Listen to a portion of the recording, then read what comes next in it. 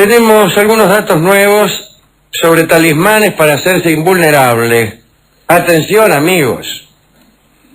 Cuenta Brantôme que las tropas cristianas, en épocas de las cruzadas, supongo yo, eran palpadas, eran revisadas, para saber si los soldados llevaban escondidos talismanes que no tuvieran que ver con la ayuda natural que debía brindarles Dios. No sé si eran las cruzadas, pero bueno.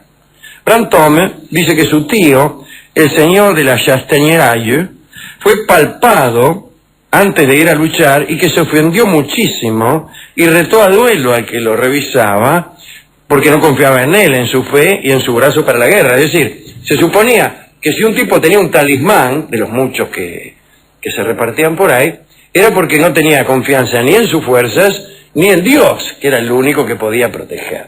Así que los palpaban. Antes de entrar en batalla, los revisaban para ver quién andaba con un talismán abajo el poncho. Vamos a contar una historia breve. En la localidad de Danzig vivía a mediados del siglo XVI un hombre llamado Honorius Offe. Vendía todo tipo de amuletos que daban a su portador el poder de eludir cualquier estocada, cualquier golpe.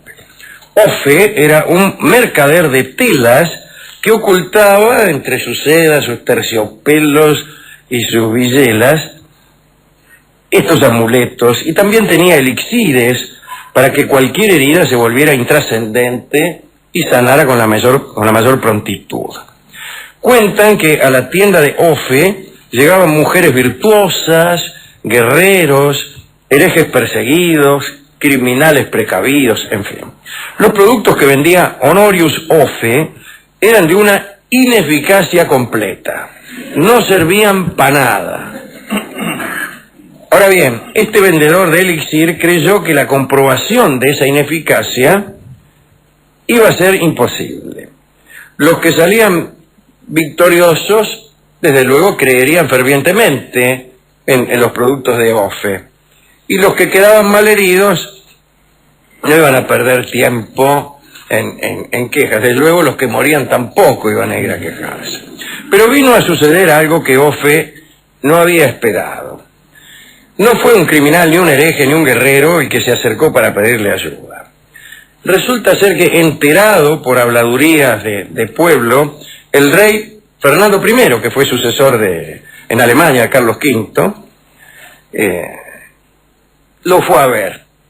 Fernando estaba por operarse del estómago, ¿no? Y estaba aterrorizado, naturalmente. Operarse del estómago en el siglo XVI daba más miedo que ahora, así que calculo. Eso es mucho decir. Y entonces Fernando le pidió a Honorius Offe un licor para no percibir los dolores de una operación que, calcule, en aquel entonces debía ser tremenda. Honorius Offe no tuvo otra alternativa que entregar un elixir, que desde luego no dio el menor resultado. Fernando I, que padeció todos los horrores de la operación, inmediatamente cuando pudo hacerlo, apresó a Offe y lo mandó al potro. Lo mandó a darle tormento. Se le ofrecieron incluso, antes de atormentarlo, a Offe, sus propios productos para evitar los dolores, y él ni siquiera los aceptó.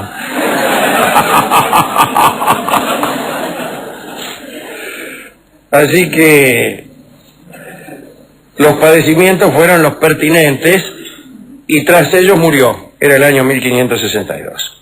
Avancemos algunos años y vayamos a Irán. Allá a mediados del siglo XIX apareció una secta, una fe, podríamos decir, conocida como el babismo, que desde luego era considerada herética por el rito oficial. El fundador fue Mirza Ali Mohammed, a quien sus seguidores llamaron el Bab, es decir, la puerta. Recuérdese el estrecho de Bab el-Mandeb. Mirza decía que él encarnaba la puerta entre el aquí y el más allá. viajó a la Meca y anunció la inminente llegada de un ser de luz, encarnación divina. El Bab era el mensajero, una especie de profeta del futuro imán al-Mahdi, el Mesías escondido, cuyo advenimiento esperaban los chiitas. Al Shah de Persia no le gustó nada ese presagio. El señalamiento de un Mesías venidero podía causarle perturbaciones. Y empezó a perseguirlo. El Bab fue acusado de herejía y detenido por la Canaveri. Sin mostrar ningún temor, Mirza Ali Muhammad, es decir, el Bab, dijo a sus seguidores e incluso a sus carceleros que era invulnerable, pura piedra divina y coraza impenetrable del Mahdi venidero. Eso le dijo a los carceleros muy fresco. El Shah entonces decretó la ejecución de Mirza, que tuvo lugar el 9 de julio de 1850 en Tabriz. Y sucedió un milagro que no cambió la historia porque hubieran sido necesarios dos. Un par de soldados se encargaron de ejecutar sentencia. Los soldados ataron al Bab, al profeta, junto con uno de sus jóvenes discípulos, cara a cara, los ataron ahí. Y abrieron fuego. Y el Bab no resultó ni siquiera herido, y el discípulo tampoco. Los soldados que habían efectuado los disparos retrocedieron espantados y convertidos al babismo. El Bab rezaba jactancioso, como diciendo: ¿visto? ¿No les he dicho acaso que soy invulnerable? Pura piedra impenetrable del Mahdi venidero. Antes de que los súbditos de Persia se enteraran de aquel prodigio y se convirtieran masivamente, el funcionario encargado de la ejecución, que era un escéptico, de esos que usted no lo convence ni a patadas, revisó el estado de las armas con que habían sido efectuados los disparos. Y con toda malicia, vio cómo son los escépticos, son terribles, comprobó que los cañones estaban vencidos y que los disparos se habían ido a parar a cualquier parte. El Bab, ante esta declaración que hizo en voz alta el funcionario escéptico, gritó que los cañones habían sido vencidos por Dios. Lo que siguió fue el horror. Se reunió un regimiento de 30 soldados que se instaló a 2 pasos de los herejes. El hombre que ordenó los disparos le sugirió a el Bab que rogara que se perjudicaran 30 fusiles. El Bab respondió que un solo milagro ya había sido suficiente para solidificar la creencia. Muy bien. Y ciertamente no hubo otro milagro, Ya con las primeras balas alcanzó. En realidad el babismo se sostuvo, porque creyeron que un milagro, yo creo también eso, un milagro basta para comprobar nada menos que la posibilidad del milagro, de algún milagro. Parece que un tal Hussain Ali Nuri declaró que era aquel cuya venida había sido anunciada por el Bab, inmediatamente después de aquel episodio, y adoptó entonces el nombre de Baha Alá, el esplendor de Dios. Otro día contaremos lo que sucedió con él, que es el sucesor. Ahora estamos con invulnerables y la última historia es China. Xiao Wang fue el 4º emperador de la antigua dinastía Zhou en la China. Vivió entre el año 1052 y el 1002 a.C. Un mago de su corte le dijo a Xiao Wang, cuando era un niño, que había conseguido volverlo invulnerable. Niño, eres, gracias a mí, invulnerable, le dijo el mago. Xiao Wang vivió contento, hasta que un día, en un paseo por los campos, se clavó una espina en el pie. Le dolió y sangró. Xiao Wang vivió triste el resto de sus años, sabiéndose engañado, sabiéndose vulnerable y sabiéndose mortal. Bella historia. Muy linda. ¿A quién dedicar este catálogo de supuestas invulnerabilidades? Chaguán me gustó mucho, Alejandro. Bueno, al programa Invulnerables de la televisión. ¿No está más? Invulnerable. No. Vulnerables. Ah, con razón no lo entendía. Vulnerable. Vulnerable. Ah, bueno, al programa Vulnerable. Era muy bueno. Porque se ha visto que después de todo, estos tipos que la iban de invulnerables fueron vulnerados. Y uno entiende el dolor de Chaguán, Alejandro. Todo aquel que se ha creído en algún momento para alguien especial, cuando se da cuenta que no Que lo no lo era. es. Que no Qué lo profundo es. dolor. Sí, sí, es uno de los únicos dolores posibles. Podría, de un modo cínico, decir que toda historia es eso, ¿no? Es creer que uno ocupa un lugar y descubrir que ocupa otro. Eso describe casi cualquier historia dramática.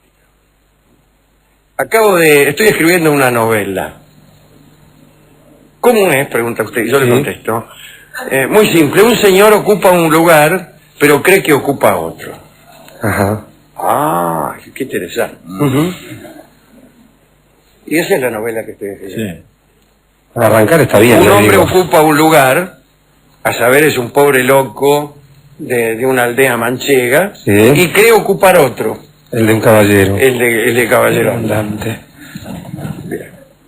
Una dama ocupa un lugar, esposa de un maestro de provincias, y cree ocupar otro, reina del corso. Sí. Y es Emma Madame Bovary. Bovary.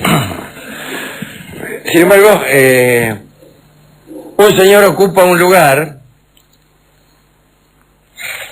héroe de las fuerzas de los aqueos en Troya, Sí. y sin embargo cree que ocupa ese lugar. Es decir, en la Odisea, en la Ilíada Ilíada. no funciona, porque Aquiles sabe que va a morir, es un hombre que va a morir pronto y cree exactamente eso. Bien, así que todo lo que se ha dicho es absolutamente falso.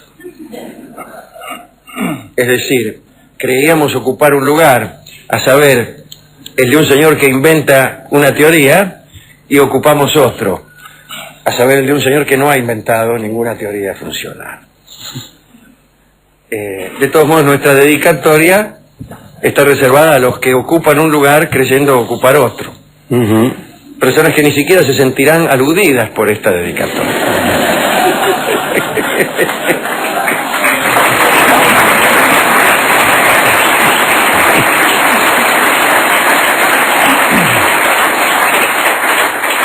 Hemos ido a la discoteca, que está cerrada por ser hoy Navidad.